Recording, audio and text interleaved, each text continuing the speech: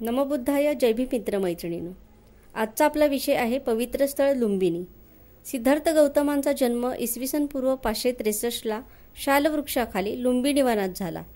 ज्या शालवृक्षाखाली सिद्धार्थांचा जन्म झाला त्या शालवृक्षाच्या पायथ्याशी लुंबिनी ग्रामवासियांनी बुद्ध जन्म सांकेतिक शिलाची स्थापना केली. सम्राट अशोकाने जेव्हा बौद्ध धर्माचा स्वीकार केला तेव्हा ज्या ज्या ठिकाणी बुद्धांचा पदस्पर्श झाला त्या त्या ठिकाणी यात्रा केली. ज्या शालवृक्षाखाली लुंबिनी ग्रामवासियांनी सांकेतिक शिलाची स्थापना केली होती तेथे पूजा केली. तिला सुरक्षित ठेवण्यासाठी चारही बाजूने विटांचे बांधकाम केले.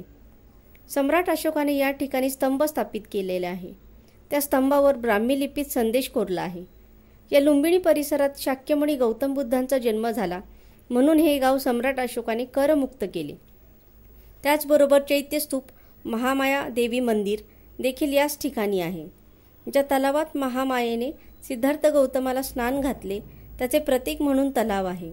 या पवित्र भूमीस त्रिवार वंदन. धन्यवाद. व्हिडिओला लाईक करा, चॅनलला सबस्क्राईब करा, शेजारी जे बेल आयकॉन आहे त्यावर क्लिक करा म्हणजे नवीन येणाऱ्या व्हिडिओचं नोटिफिकेशन तुम्हाला मिळेल. धन्यवाद.